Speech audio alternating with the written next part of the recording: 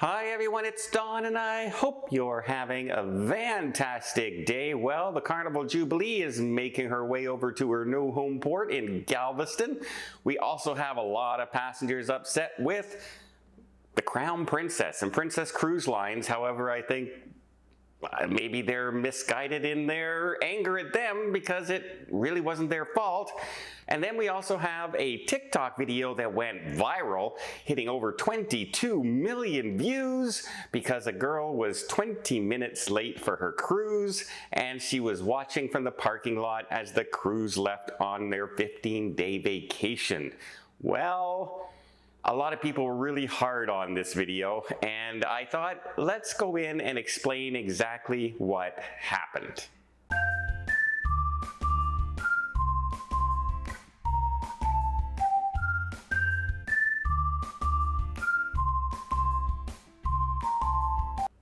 First off, please forgive the voice again and my red nose, etc. I have a cold and I'm suffering through it, but the news must go on.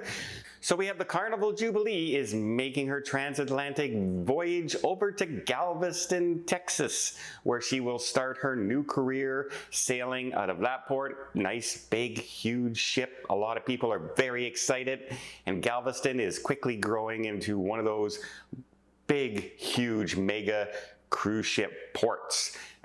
Pretty soon giving some competition to Fort Lauderdale and them as well, because it keeps growing exponentially every year, it seems, and especially the last 12 months, a lot of new companies like ships are heading in that direction. We also have people in San Francisco who are very upset with the procedure that happened with the Crown Princess. Now, what happened was the cruise port notified that the Crown Princess and Princess Cruise Line saying, look, there's an abnormal buildup of silt in the cruise port right now, as well as very low tides, which means the Crown Princess embarkation and disembarkation will be later because they need higher tides, etc., to get the ship in, because there's not enough distance under the ship between the bottom and the ship. So they need to have clearance, otherwise they're going to get stuck in the channel. What happened was people who were normally expecting to start boarding between 10:30, 11 o'clock, it didn't start boarding until 6:30 in the evening and didn't set sail until well after 1 o'clock in the morning. And a lot of people were upset that they were, no food being handed out, and there was very limited water, and they weren't provided coffee and drink.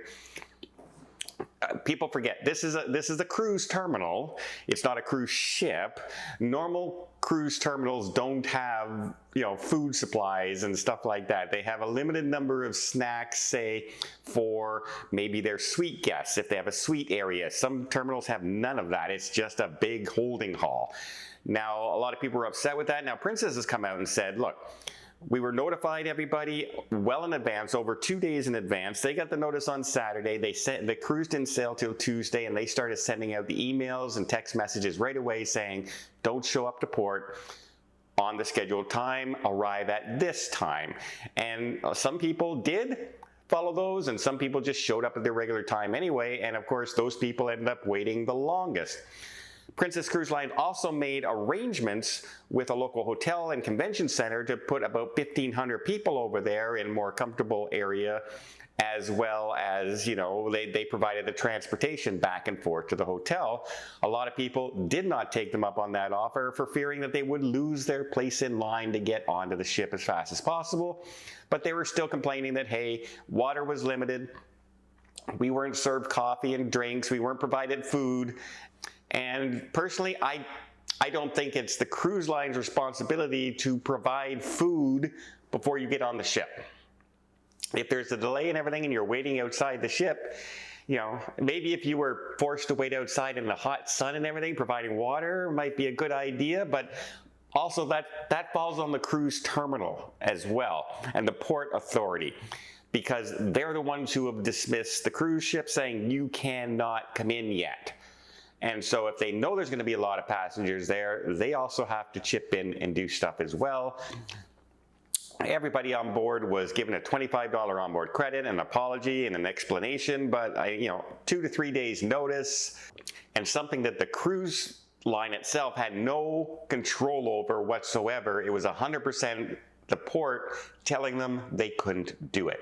So should we be really mad at the cruise line and the cruise ship, or just chalk it up to something happened again? It's an inconvenience, it's a pain in the butt, but it's not the end of the world. And that's where I think this one falls under. Speaking of the end of the world, we have a lady on TikTok who posted a video that went viral, over 22 million views, and it was basically her showing people in the parking lot as their ship sailed away, saying, this is what happens when you were supposed to be here at 2 o'clock and it's 2:20 and your ship is leaving. And a lot of people were just calling them names, telling them they're idiots, saying you should always fly in the day before. Yes, you should. But let's get into a little bit of detail of why they were denied, because the ship didn't leave till around 3 o'clock. So if they arrived at 2:20, why couldn't they get on board?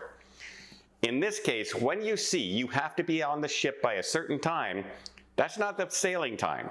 That's the time that the port and border security and Homeland, they close the terminal, which means they're not going to process anybody else after that time. They start packing up and that's it. They do not allow anybody else through after that time. And that's the cutoff time, not when the ship leaves the port, because sometimes the ship might not leave for 4 or 5 hours after that, depending on how many cruise ships are leaving at the same time. However, the border security, they're the ones who tell them, that's it, this is your lockdown time. If no one's here by then, they're not getting on the ship. So even though the cruise line might want them on, they're not getting on after a certain time. That's what this time of 2 o'clock was. Now, as far as flying in the day before, this flight that she had to take was from Flagstaff, Arizona, and it's about an hour and 15-minute flight, which means it was not a long flight. For instance, here in Canada, if we were flying to Toronto, which is roughly an hour and 10-minute flight, there's about 15 flights that go from between Ottawa and Toronto on various airlines. So you can always jump from one. If you miss one, there's another one an hour later. However, they had a problem with their flight, and they had to take a later flight. The trouble is, Flagstaff's airport is a very tiny airport, and they don't have a million flights going back and forth. So, you can see the size of it. It looks more like a hotel entrance than a airport entrance. Very beautiful area though, by the way. Big mountains in the background. It looks gorgeous. But yeah, not a lot of flights heading in and out. And so when they finally got there with traffic, they were 20 minutes late. And a lot of people, well, you should have flown in the night before, and giving her a hard time, but she wasn't complaining that she did something stupid or that they owe her money or anything like that. She was just saying, this happened. And then she did a video shortly after stating that, they did get their money back. Why? Insurance. Lovely thing, cruise insurance. And I wanted to give this point for a lot of people because they did it right. And what I mean by that is, once their flight was delayed and they thought, oh, darn it, we might not make our cruise, they still got on the flight and went to the cruise terminal. There they were denied the cruise. Had they stayed in Flagstaff and just contacted their insurance company and said, oh, we missed our flight and we decided not to go, they might have been denied, because they didn't do everything possible to get to the cruise. Everything possible was get on the next flight, try to get to the cruise terminal on time, and then if you can't get on the cruise, the insurance will refund you the money, and that's what happened. Had they stayed in Flagstaff, a very good likelihood that they might have been denied their insurance money, and all that money would have gone to waste. She's already said she's planning her next vacation, and don't worry, everybody who was telling her to fly in the day before. She says she's going to plan her vacation to be there a lot earlier next time. Well, lesson learned. Glad she got her money back, but a lesson to everybody. Even if it's a short flight of only an hour, still best to fly in the day before. Well, I hope you appreciate this video. If you did, please give it a thumbs up. Want to see more tips, more tricks, more travel vlogs from around the world?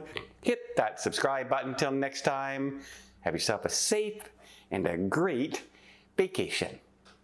Boy, I hope this cold is over soon.